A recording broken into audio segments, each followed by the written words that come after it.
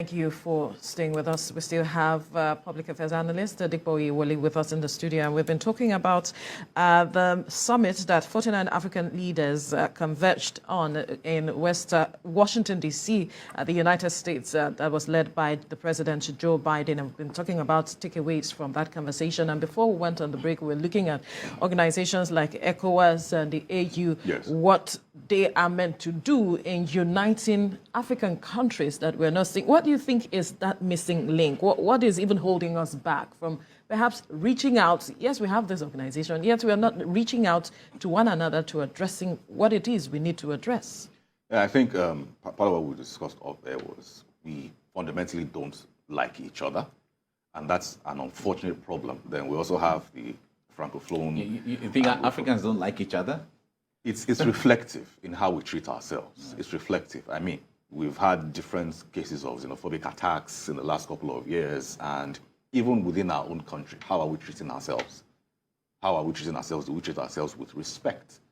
Do we treat ourselves with the barest form of dignity that's a human being should have, irrespective of where you come from? Are we treating ourselves that way? Earlier on, I talked about the fuel scarcity. Is that part of the things that we should be talking about in 2022? We're wrapping up the year, going into the festive season. Are those signs that we really like ourselves? And these are things that are indicative of how we treat ourselves across the continent, because we really do not like ourselves. And I was talking about the Francophone, Anglophone thing, which for me is the silliest, and I'll say the silliest thing I have ever seen or heard of, where you have people who speak French and people who speak English, they keep each other at bay. But when you're called to summits outside the continent, then you come together as one Africa.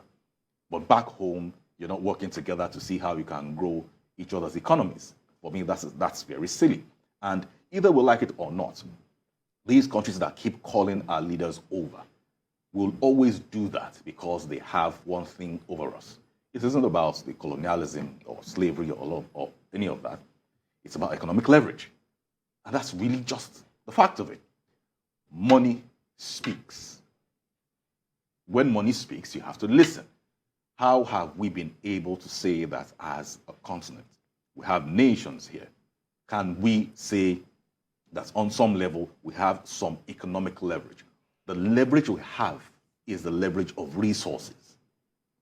That is why everybody wants to be our friend. That's why everybody is courting us. That's why everybody is calling us for summits. But even the resources, how well have we been able to maximize those resources internally? We haven't been able to do that. And those resources are part of the things that we'll need for economic leverage, aside from being able to treat ourselves with respect. Because it's when you like yourself and you treat yourself with respect, you can talk about building human capacity, building competence to be able to maximize those resources. So unfortunately, those factors that we need to grow what we need internally, they are missing.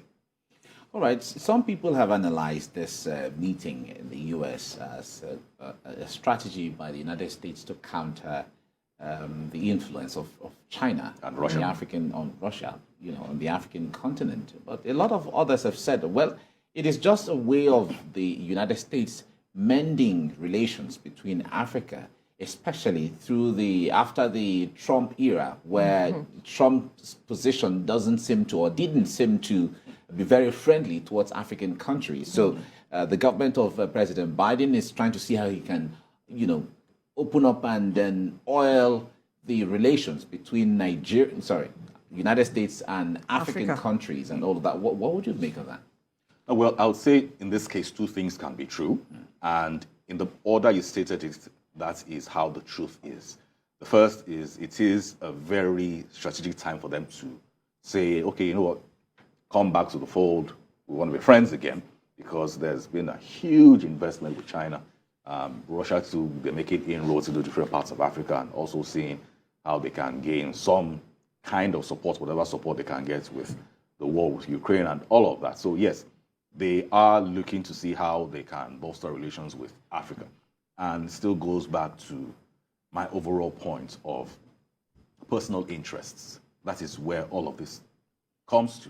Now, I would never fault any individual, any society, any organization, or any nation for being able to adequately spell out and pursue their own personal interests? Is it in the personal interest of the United States to have sound relations with Africa? Oh, yes. Is it in the personal interest of China to do the same? Oh, yes. Is it in the interest of Russia and other nations? Of course it is. But my question is, what is our own personal interest? Have we been able to define that? To say that, okay, you know what? This particular relationship, who will it favor more? Does it serve my own interests more? How about I look to my right or to my left at my neighbors that we very likely share the same reflection to see how we can band together and grow ourselves economically? Is that an option? Is that some way that we can build this African unity that we're talking about? Because for me, we haven't been able to define where we're going, which is the problem with the entire conversation with personal interest, because every single person that comes around to say, oh, they want to have conversation with African leaders, they want to invest in Africa, it isn't from a place of altruism. And I find it very funny when people make it sound that way, because in the end, it is about the economics of it. They invest, and like the word says, investment. When you invest, you expect returns.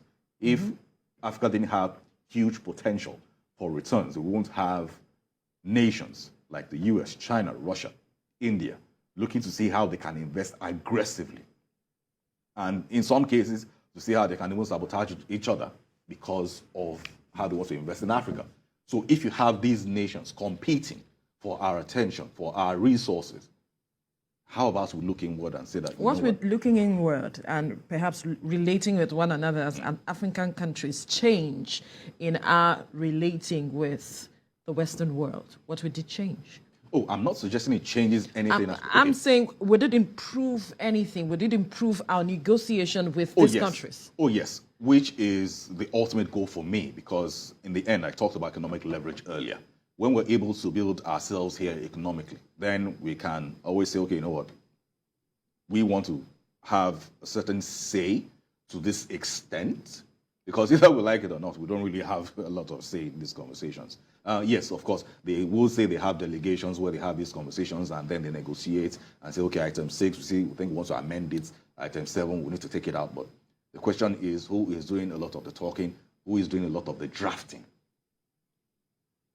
of these agreements to be able to say? Because in the end, where you also lack your own clear definition of personal interest, you can't even come to the table and say that this is what I want. That's also a factor. You have to be able to say... You can't negotiate from the position of strength. You can't even negotiate at all to start with, because you don't even know what you want to negotiate for. That's where we are right now. But we're saying if we're able to have economic leverage, then we can know what we want and negotiate from a place of strength, because we clearly know what we want and we have the leverage as clearly defined, not as clearly perceived, which is what we have now, especially with the whole Giant of Africa thing. But we have a perceived leverage. But the question is the leverage realistic? Is the leverage tangible? Is it something that they can see and say, okay, you know what? They're talking, how about we hold on and hear what they have to say? What are your terms? Instead of saying, these are our terms, are they favorable to you? I'm not implying that's what's going on. But I mean, in most cases where you do not have a lot of options, that is what you get to find, even in common human individual relations at organizational level. So why won't it replicate at a nation-state level? So we need that economic leverage. It is important. And first, you must be able to define what it is that we want. What are the personal interests that we have as individual nations and as a collective? We need to do away with this whole Anglophone, Francophone thing. It doesn't make any sense whatsoever. It really, really doesn't make any sense. It really doesn't make any sense. And for me, it is one of those things that I find very infuriating.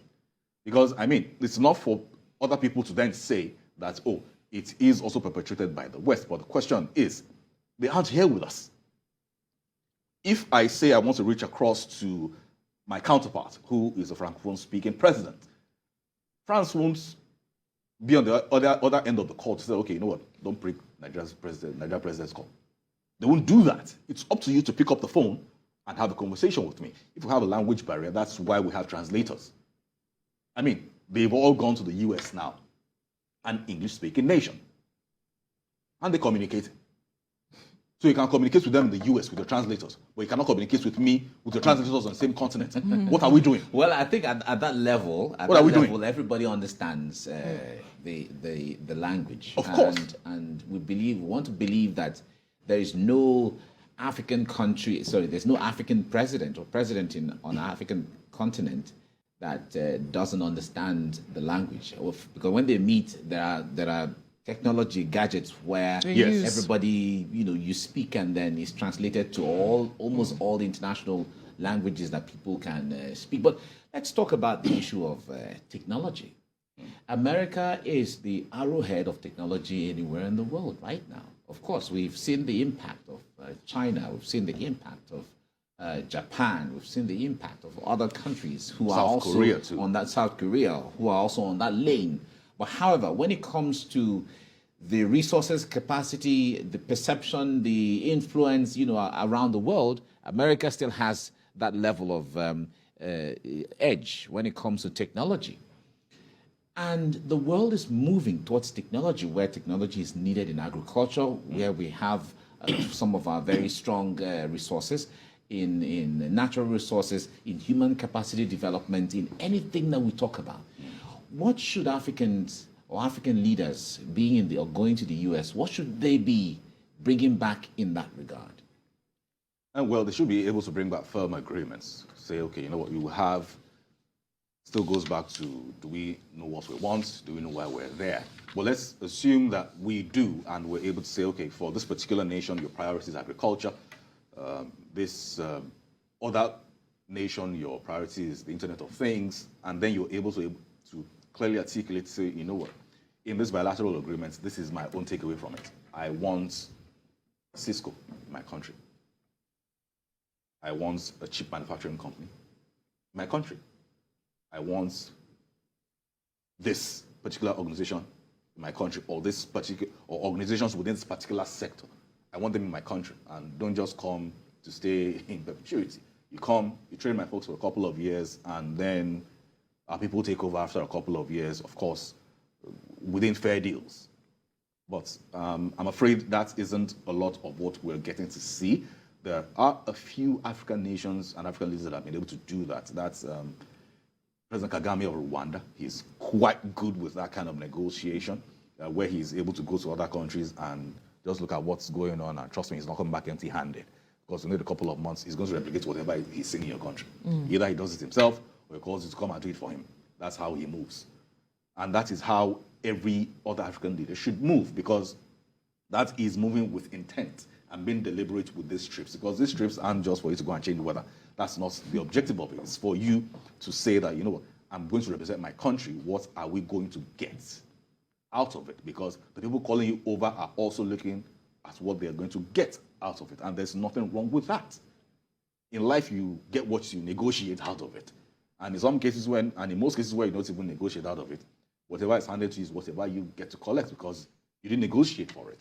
But at this level that we're talking about, we need to be able to adequately articulate what we want by also saying, where are we going? Where do we want to be? Because where we want to be will dictate how we want to get there. And long-term, short-term goals say, okay, you know what, this is where we want to be. How do we get there in bits? But even in our own country, Nigeria, let alone saying that as a continent, that this is where we want to be, speaking with a unified voice. Earlier I talked about the whole rift between the Francophone and Anglophone and all of that. I mean, people that don't even bother to speak with each other until they get outside the shores of the continent are those people that are going to speak with a unified voice to say that this is where we want to get our people to. Because I'll take this to another direction by saying, until we're able to get things right on the continent, our people will keep being treated the way they're treated outside the shores of the continent.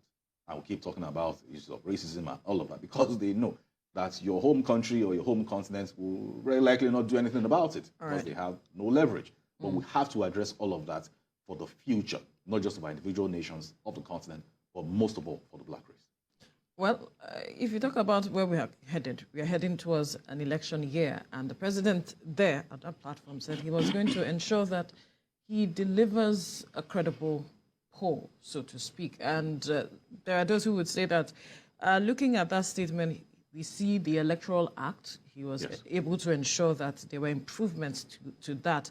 But from your observation with what we are seeing, at the end of the day, looking at what is happening in recent days and all of that, do you think he'll be able to deliver on that? I'm not sure. I'm not being pessimistic now. Why? I'm not sure. Primarily, one of the factors is in recent time, up until was it Monday now, still had an INEC office being bombed. Every other time we have attacks on the infrastructure of the electoral body. So the question is, what is really going on? And some of us would also say that it's also symptomatic of another issue that we've been talking about, which is the issue of insecurity. Because insecurity has gone unaddressed, it has been able to spill over into various parts of our lives, where individuals are being kidnapped, where electoral offices are being destroyed, and electoral materials also being destroyed. Because we don't want to get into January 2023, where the electoral chief will then come to the National Assembly and start saying, you know what, I'm not sure I have confidence in being able to deliver credible elections because materials have been destroyed and all that. We don't want to hear any of that. We don't want to hear any of that. So that's why we're saying all of these issues that we've been talking about every week on platforms like this and others, and every day on social media and even offline, as regular Nigerians, they need to be addressed. Because the issue of insecurity isn't just about people being kidnapped now. It's also something threatening the elections coming up next year. It's not just about the INEC offices being bombed and materials being destroyed, but can we even guarantee the safety of people on the election day? So we need to be very firm with the issue of insecurity. We need to be very decisive with it, and we need to fight it head on. All right, we'll leave the conversation here now. A strategy consultant and public affairs analyst, Dipo Iwoli, thank you for your time. Thank you for having me.